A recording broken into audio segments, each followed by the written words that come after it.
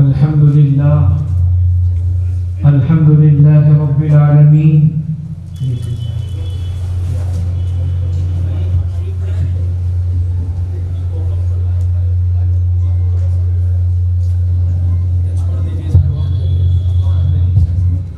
بسم اللہ الرحمن الرحیم. الحمد للہ رب العالمین والصلاة والسلام علی سید الانبیاء والمرسلین سیدنا و مولانا محمد خاتم النبیین وعلى آلہ الطیبین و اصحابہ الطاہرین ومن تبعهم بإحسان إلى يوم الدین. اما بعد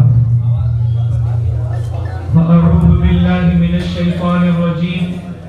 بسم اللہ الرحمن الرحیم. ان الدین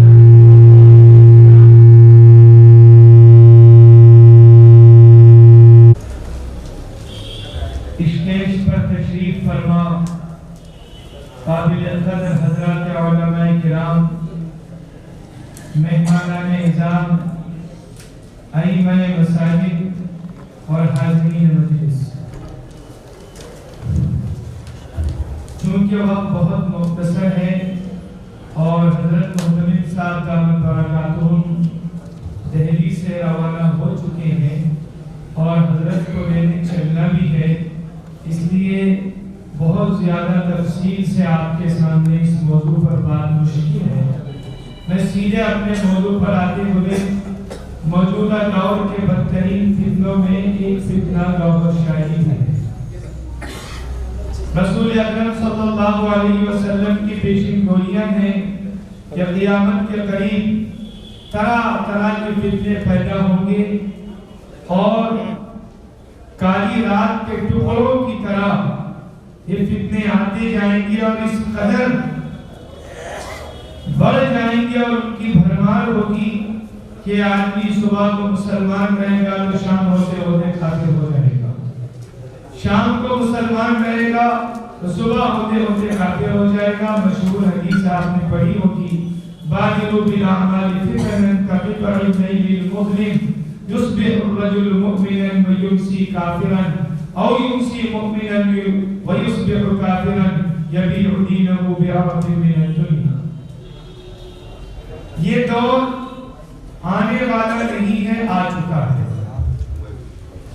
رسول اکرم صلی اللہ علیہ وسلم نے یہ بھی ارشاد فرمایا تھا قیامت کے قریب ایسے فتنے اور ایسے لوگ آئیں گے جو ایسی عجیب و غریب باتیں تمہارے سامنے پیش کریں گے اور بتلائیں گے، دین میں دھل و فریب کا مظاہرہ کرتے ہوئے، جس کو نہ تم نے سنا ہوگا نہ تمہارے باپ داداؤں نے سنا ہوگا. پھر حضور نے فرمایا تم ان سے اپنے آپ کو بھی بچاؤ اور اپنے متعلقین اور گھر والوں کو بھی بچاؤ. تھوڑی دیر کے لیے آپ خاموش ہو جائیں تو ڈسٹرب ہو جائے گا پروگرام، کیونکہ حساس موضوع ہے. آپ تقریب میں تھوڑا سا تو اس دور کے بدترین فتنوں میں ایک فتنہ گوہر شاہی. اس فتنے کا بانی ریاض احمد گوہر شاہی تھا جو ڈھوک گوہر شاہ راولپنڈی میں 1941 میں پیدا ہوا اور 2001 میں واصل جہنم ہو گیا، مر گیا. تو اس فتنے کی شروعات پاکستان سے ہوئی، راولپنڈی کے ایک علاقے سے ہوئی اور یہ شخص ریاض احمد گوہر شاہی کوئی نیک انسان نہیں تھا، کوئی شریف انسان نہیں تھا. مرزا غلام احمد قادیانی کی طرح ایک بدمعاش، بدمست، آوارہ قسم کا انسان تھا جو آوارہ گردی کرتے ہوئے پھرتا تھا.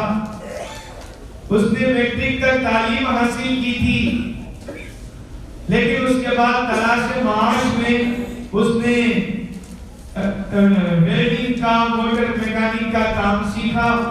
اس میں بھی کچھ فائدہ نہیں ہوا تو اب اس نے سوچا کہ میں بھی کوئی پیری مریدی کا پیشہ اختیار کر لوں اور لوگوں کے سامنے پیر بننے کا ڈھونگ رچا کر کچھ پیسے کماؤں۔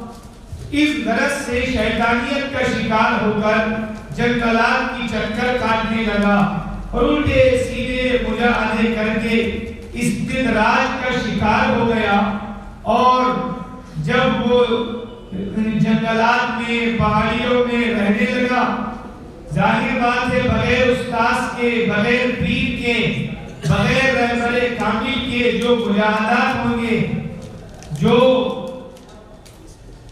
جو محنتیں ہوں گی، جو کوششیں ہوں گی، انسان کو تباہ و برباد کر دیں گی، یہ طے ہے۔ لہذا ویسے ہی ہوا، شیطان نے ڈورے ڈالنے شروع کر دیے، الٹے سیدھے خواب نظر آنے لگے اور الٹے سیدھے تصرفات کے بارے میں سوچنے لگا۔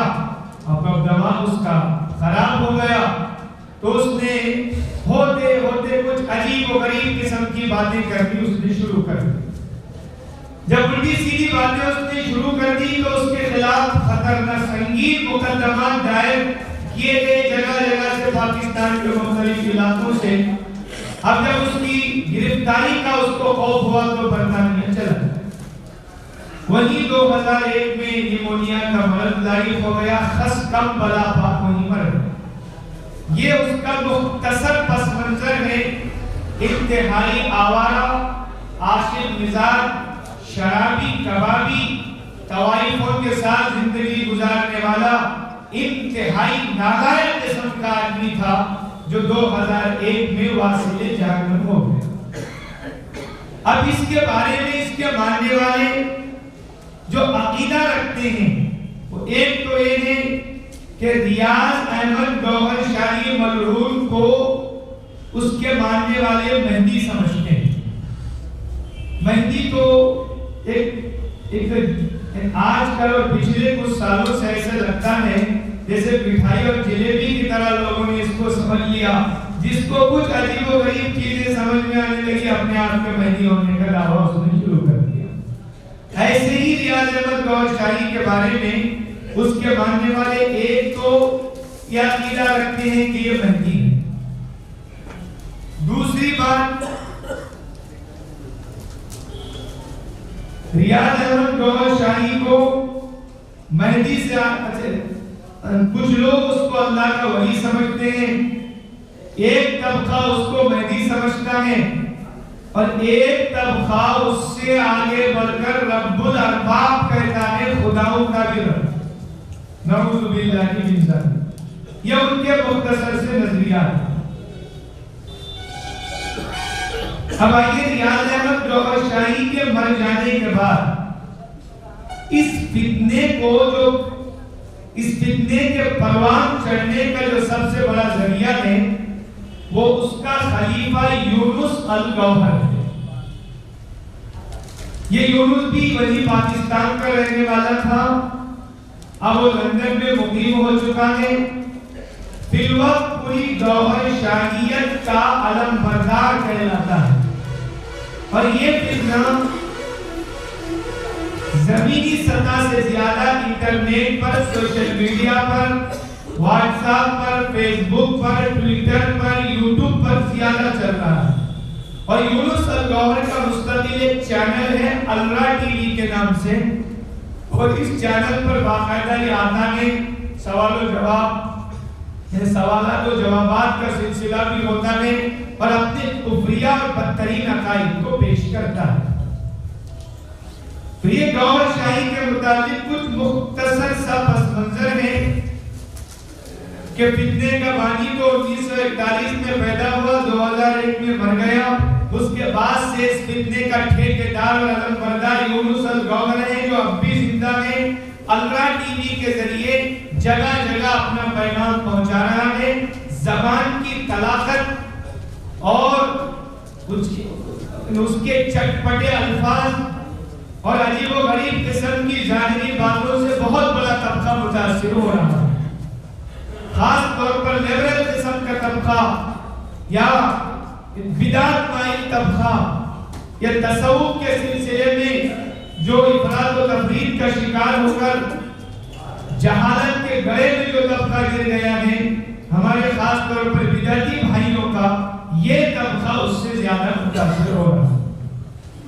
اب آئیے گوہر شاہیوں کے گمراہ عقائد کیا ہے، بہت تفصیل سے بولنے کا موقع نہیں میں نے عرض کیا، یہاں سے جانا بھی ہے۔ پہلی چیز، ان کا عقیدہ قرآن مجید کے بارے میں یہ ہے، خود ریاض احمد گوہر شاہی نے اپنی کتاب میں لکھا ہے اور کئی اپنی تقریروں میں بھی کہا ہے کہ قرآن مجید کے 40 پارے ہیں، 30 پارے تو وہی جو ہمارے پاس موجود ہے، یہی اصل قرآن ہے جو اپنی بھی قرآن میں پھر کوئی اور ہے نہیں۔ اس کے بارے میں کہتا ہے 30 پارے تو وہی جس میں شریعت وغیرہ کے احکامات بیان کیے گئے، باقی 10 پارے جس میں طریقت اور روحانیت کو بیان کیا گیا ہے، اور اپنے بارے میں دعویٰ کرتا ہے کہ وہ 10 پارے اس کو بڑے مجاہدوں کے بعد ملے ہیں۔ ٹھیک شیعوں کی طرح عقیدہ ہے، جس طرح اہل تشیع کا یہ عقیدہ ہے کہ یہ 40 پارے تھے، 10 پارے ابو بکر صدیق کی بکری نے کھا لیا، نعوذ باللہ من ذالک، وہ بھی بالکل شیعوں کی طرح ان کا عقیدہ ہے۔ تو گویا تحریف قرآن کا عقیدہ ہے، جبکہ ہم سب جانتے ہیں لا یأتیہ الباطل من بین یدیہ ولا من خلفہ، اور جس کی حفاظت کا وعدہ اللہ نے فرمایا ہے انا نحن نزلنا الذکر وانا لہ لحافظون۔ قرآن مجید کی ایک آیت کا منکر بھی کافر ہو جاتا ہے۔ یہ تو پورے 10 پارے کا قائل ہے، تحریف قرآن کا قائل ہے، ان کے مسلمان ہونے کا سوال نہیں ہے۔ ان کا دوسرا نظریہ ہے نئی شریعت لانے کا۔ یونس الگوہر محمود بھی کہتا ہے، ریاض احمد گوہر شاہی نے بھی اپنی کتابوں میں لکھا ہے، یہ جس شریعت کو محمد رسول اللہ صلی اللہ علیہ وسلم لے کر آئے ہیں، اس شریعت کی پیروی ضروری نہیں ہے، اور کہتا ہے کہ اللہ تک پہنچنے کے لیے دین اسلام پر عمل اور شریعت محمدی کی اتباع کوئی لازم نہیں ہے۔ میں ایک ایسا طریقہ لے کر آیا ہوں جو بہت شارٹ کٹ ہے اور سیدھے اللہ تک پہنچا دیتا ہے۔ یہ اس کا دعویٰ ہے ریاض احمد گوہر شاہی کا، جبکہ آپ جانتے ہیں مبندار سادی کے راہ صفا توانفت بر جس بہے مصطفیٰ، محمد رسول اللہ صلی اللہ علیہ وسلم کو چھوڑ کر جو راستہ بھی جائے گا اور جہنم کی طرف جائے گا، جنت تک اور خدا تک کبھی نہیں پہنچ سکتے۔ محمد رسول اللہ کے واسطے اور وسیلے کے بغیر آسمان کی بلندی تک بھی کوئی جائے تو خدا تک رسائی ہو ہی نہیں سکتی۔ بن تیرے وسیلے جو بلندی پہ گئے ہیں، مہتاب پہ جا کر بھی انہیں خاک نہیں ملے، آسمان پر جا کر بھی مٹی کے علاوہ کچھ نہیں ملے گا، اس لیے کہ رسول کریم علیہ السلام کا واسطہ آپ کی شریعت کی اتباع انتہائی ضروری ہے۔ اور قرآن نے اعلان کیا ان الدین عند اللہ الاسلام، اللہ کے نزدیک اگر کوئی دین قابل قبول ہے، کوئی شریعت، کوئی دستور زندگی قابل قبول ہے تو صرف اور صرف مذہب اسلام ہے۔ اسلام کو چھوڑ کر کوئی راستہ اللہ تک پہنچانے والا نہیں ہے۔ حضور نے حدیث میں فرمایا تھا وَلَوْ كَانَ مُوسَى حَيًّا لَا يَسْعُهُ إِلَّا اتِّبَاعِي، تورات کے چند نسخے کے حضرت عمر فاروق کے رسول اکرم صلی اللہ علیہ وسلم کی خدمت اقدس میں بغیر اجازت کے پڑھنے پر آپ نے اظہار ناراضگی کے ساتھ فرمایا تھا عمر اگر موسیٰ بھی میرے اس زمانے میں زندہ ہوتے تو ان کو بھی میری ہی پیروی کرنی پڑتی۔ اب ایک ہدا ملون، یہ تو کوئے کا مینڈک خس و خاشات قسم کے لوگ یہ کہہ رہے ہیں کہ محمد رسول اللہ کی شریعت کی اتباع کوئی ضروری نہیں، میں ایک ایسا راستہ لے کے آیا ہوں، ایسا طریقہ لے کے آیا ہوں جو سیدھا خدا تک پہنچاتا ہے۔ یہاں تک اس کا دعویٰ ہے ہندو بھی اللہ تک پہنچ سکتا ہے، عیسائی بھی پہنچ سکتا ہے، اور دوسرے مذہب والے بھی پہنچ سکتے ہیں، شریعت کی اتباع کوئی ضروری نہیں ہے۔ تو اس نے مستقل دین کی ایجاد کی، مستقل ایک نئے دین کی بنیاد رکھی جس کا اسلام سے کوئی تعلق نہیں۔ اب آپ خود فیصلہ کر لیجئے، نصوص قطعیہ کے مقابلے میں، قرآن و حدیث کے مقابلے میں جو بھی نئی بات لائے گا اس کا اسلام سے کوئی تعلق نہیں ہوگا۔ وَمَن يَبْتَغِ غَيْرَ الْإِسْلَامِ دِينًا فَلَن فلن يقبل منه وهو في الآخرة من الخاسرين. اس کا تیسرا نظریہ ہے کلمے میں تحریف. ہم سب جانتے ہیں اسلام کا کلمہ لا الہ الا اللہ محمد رسول اللہ، یہ صلی اللہ علیہ وسلم اسلام کی بنیاد ہے. توحید و رسالت کی گواہی کے بغیر کوئی مسلمان نہیں ہو سکتا. توحید میں اگر کسی نے شرک کیا وہ بھی گیا ایمان سے. رسالت اور ختم نبوت کا کسی نے انکار کیا وہ بھی گیا ایمان سے. اب اس نے کلمہ ہی بدل کر دل کہتے ہوئے دل دہل جاتا ہے. ڈائریکٹ اپنے خدا ہونے کا اس نے دعویٰ کیا، الوہیت کا دعویٰ. لا الہ الا ریاض، نعوذ باللہ من ذلک. باقاعدہ اس کا کلمہ ہے لا الہ الا ریاض، نقل کفر، کفر نباشت، ریاض کے سوا کوئی خدا نہیں، نعوذ باللہ. اب آپ بتلائیے اس اتنی کھلی تحریف کے بعد، کھلی بغاوت کے بعد کیا ان کے اسلام کا کوئی خانہ باقی رہ جاتا ہے؟ کوئی گوشہ جس وجہ سے ان کو مسلمان کہا جا سکتا ہے؟ دور حاضر کے بدترین کافر ہیں گوہر شاہی اور گوہر شاہی کو ماننے والے. لہذا ایک تو کلمے میں تحریف اور الوہیت کا دعویٰ. سیدھے یونس الگوہر کو باقاعدہ ڈنڈے کی چوٹ پر کہہ رہا ہے سرکار گوہر شاہی. اس کے الفاظ وہ اپنے پیر کو سرکار کہتا ہے. سرکار گوہر شاہی رب الارباب ہیں، نعوذ باللہ. آپ نے واقعہ عجیب سناتا ہے کہ ایک مرتبہ مجھے سرکار گوہر شاہی عرش اعظم کے پاس لے گئے اور اللہ کا دیدار کرانے کے لیے لے گئے تو میں بھی گیا. جب میں عرش کے پاس پہنچا تو کیا دیکھتا ہوں کہ عرش پر خدا نہیں سرکار گوہر شاہی یعنی ملعون ریاض احمد گوہر شاہی بیٹھا ہوا ہے. تو میں سرکار گوہر شاہی کو دیکھ کر فوراً سجدے میں گر گیا. اس کے بعد کہتا ہے کہ میں نے یہ دیکھا کہ جب جیسے ہی میں سجدے میں چلا گیا تو میرے بازو بھی کوئی ایسا ہی میری طرح سجدے میں پڑا ہوا ہے. جب میں نے دیکھا کہ میرے پڑوس میں کون ہے، اور عیاذ باللہ الرحمن والحفیظ ملعون کہتا ہے جب میں نے دیکھا تو میرے بازو وہی سجدے میں گرا ہوا تھا جس نے قرآن کو اتارا ہے، جس نے تورات اور زبور اتاری. یعنی نعوذ باللہ اللہ تعالیٰ خود ملعون ریاض احمد گوہر شاہی کے لیے سجدہ کر رہے ہیں. یہ اس کا بدترین عقیدہ ہے عیاذ باللہ. اور باقاعدہ کھلے عام کہہ رہا ہے کہ مجھے اللہ تعالیٰ نے کہا کہ یونس تیرا جو رب ہے وہ میرا بھی رب ہے. انٹرنیٹ پر، الرا ٹی وی پر، اس پڑھے لکھے دور میں، اس ماڈرن دور میں اتنی کھلی بغاوت بلکہ حماقت کی انتہا، بیوقوفی اور جہالت اور بغاوت اور ضلالت کی یہ تو انتہا ہو گئی. اور ایسی باتیں کہی جا رہی ہیں اور لکل ساقطۃ لاقطہ، ہر گری پڑی چیز کو کوئی اٹھانے والا ہوتا ہی ہے. اس کے پیچھے بھی کچھ لوگ جا رہے ہیں. یہ ان کا نظریہ ہے. اور بنیادی بات اس فتنے کی یہ ہے تصوف و طریقت کو انہوں نے ایک الگ نئی چیز کے طور پر پیش کیا ہے. حالانکہ تفصیل کا موقع نہیں ہے. طریقت شریعت سے الگ نہیں ہے.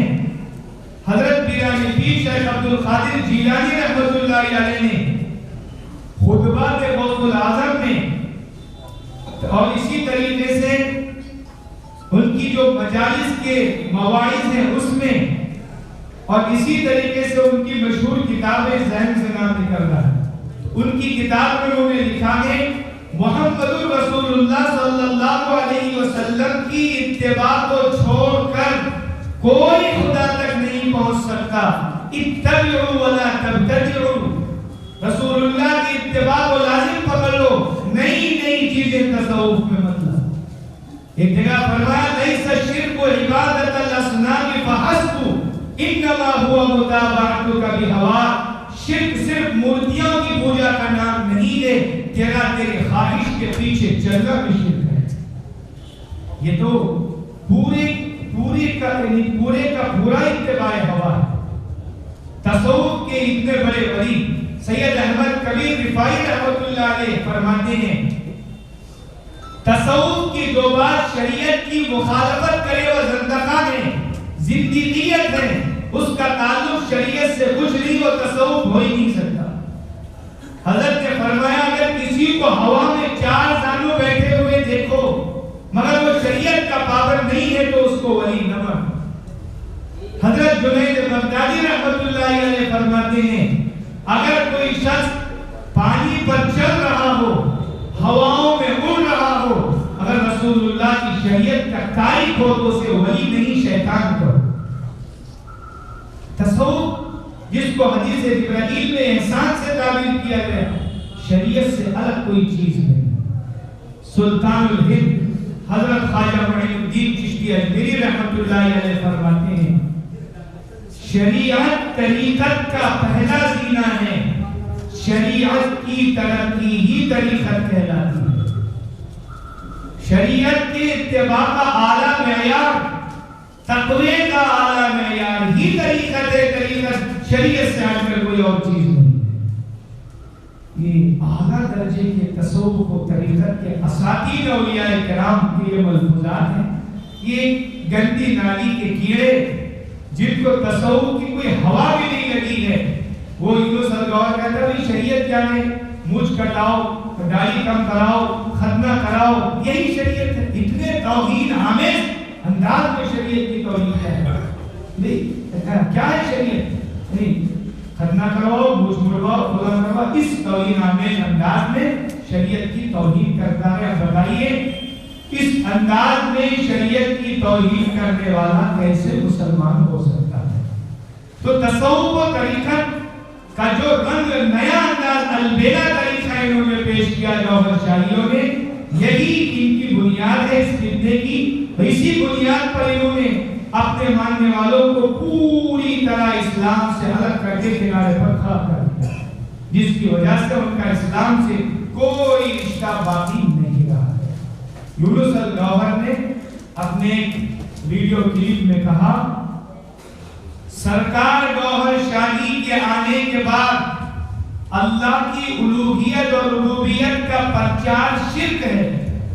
یہ دیکھیے مارے گھٹنا پھوٹے سر کا قصہ الٹا چور کوتوال کو ڈانٹے۔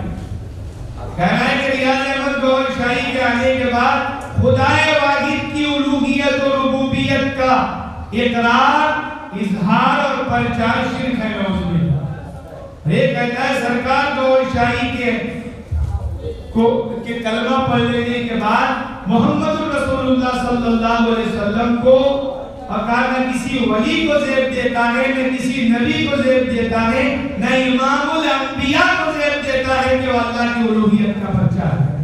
کتنی بڑی توہین ہے اللہ کے پیغمبر علیہ السلام کی۔ چونکہ میرا وقت ہو گیا ہے اور زیادہ باتیں آپ کی خدمت میں رکھنے کا موقع نہیں ہے، میں تو اور 5 منٹ پہلے ختم کرنا چاہ رہا تھا، لیکن بات آ گئی تو میں نے آپ کی خدمت میں باتیں رکھی ہیں۔ اب ان کے تحفظ کا طریقہ یہ ہے کہ یہ فتنہ زیادہ تر ہمارے بریلوی بھائیوں میں، بدعتی بھائیوں میں پھیل رہا ہے اور درگاہوں آستانوں کو انہوں نے سینٹر بنا دیا ہے۔ اس کے لیے تصوف کیا ہے، طریقت کیا ہے، لوگوں کو سمجھانے کی ضرورت ہے۔ اپنی عوام کو جو اہل حق بزرگان دین ہے ان سے وابستہ کرا کر صحیح ذکر کی ترغیب کرنے کی ضرورت ہے۔ شریعت اور طریقت کا آپس میں تعلق لوگوں کو سمجھانے کی ضرورت ہے۔ پھر سوشل میڈیا کے ذریعے اس فتنے کے ان گمراہ کن کفریہ عقائد کو کھول کر بتانے کی ضرورت ہے کہ ایسا بدترین شخص جو خدا کی الوہیت کا بھی قائل نہیں ہے، رسول اللہ کی ختم نبوت کا بھی قائل نہیں ہے، قرآن کے محفوظ ہونے کا قائل نہیں ہے، شریعت کے اتباع کے ضروری ہونے کا قائل نہیں ہے، ایسا آدمی کیسے مسلمان ہو سکتا ہے؟ بڑے بڑے اولیاء کرام کی اس نے توہین کر دی۔ جب اللہ کی الوہیت کا انکار کر دیا تو کتنے اولیاء، کتنے انبیاء، کتنے علماء سب اس کے زہر ناکی کے اندر آ جائیں گے۔ اس انداز سے ہمارے بدعتی بھائیوں کو بھی سمجھایا جائے، سوشل میڈیا میں مثبت انداز میں اس کی کلپوں کو سامنے رکھ کر یونس الگوہر کی پھر اپنی جوابی کلپ بنا کر، کیونکہ اسلام بالکل ایک